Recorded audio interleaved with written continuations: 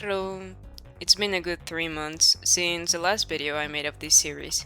For part 3, I picked 2 suggested characters from the comments, Coil and Scythe, and don't worry if you suggested Medkit and Subspace, they are being saved for part 4.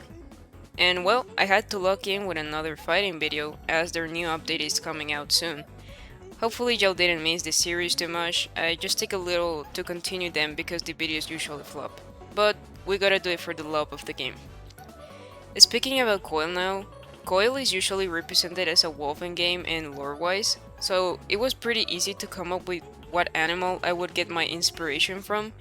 As you can see from the references I got based on the werewolf Coil skin, my main Pokemon inspo was Rockruff, and I'm pretty satisfied with how the style came out for this one.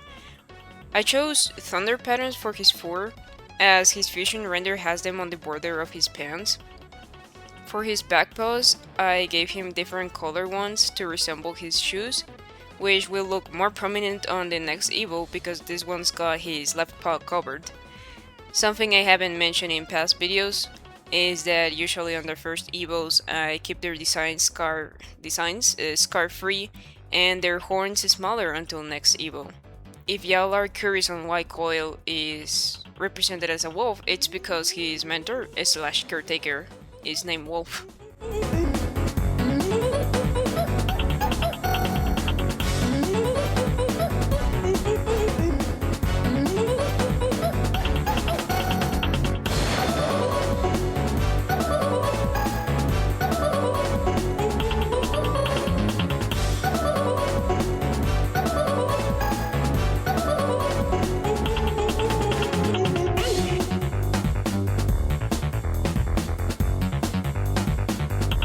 For his second evo, I wanted him to look closer to a werewolf, exaggerating his features from his previous evolution and making him look more intimidating but playful. I gave him his band-aid bag and added the frost that emanates from his horn when he's in fusion form. I still kept his original colors though, as I think the purple tones should be kept if he had a mega evolution.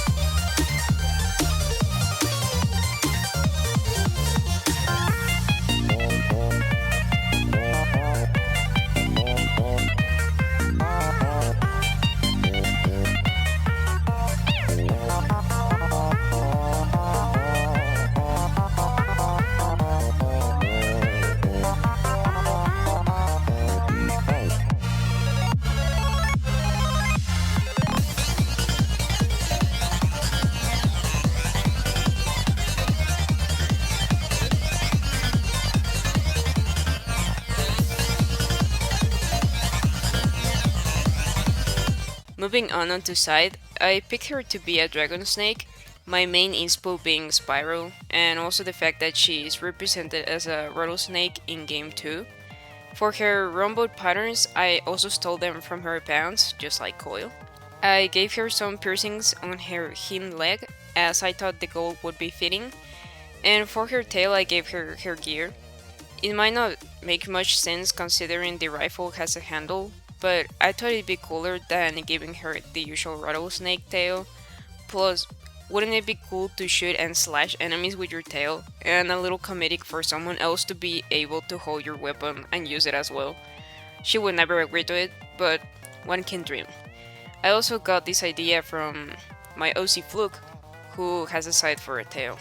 Anybody wants you downloaded Casino Carnival on your phone, I will give you $1,000 in cash immediately.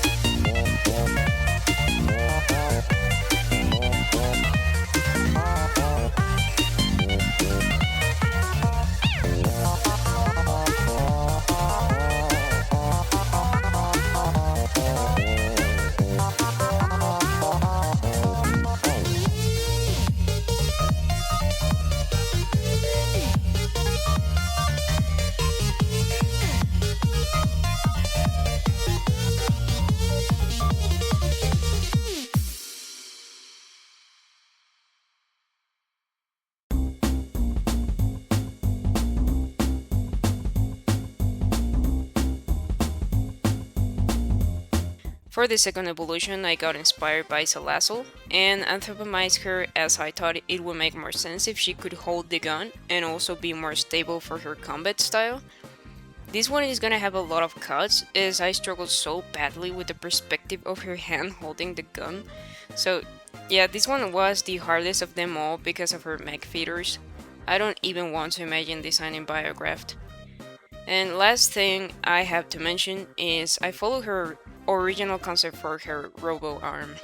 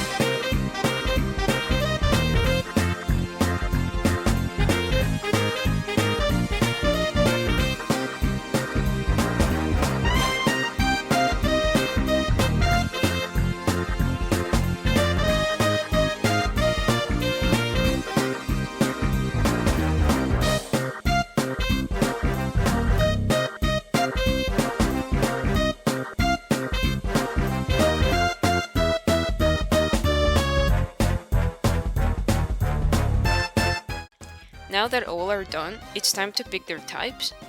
Coil would be Dark Electric, and Side would be Electric and probably Dragon.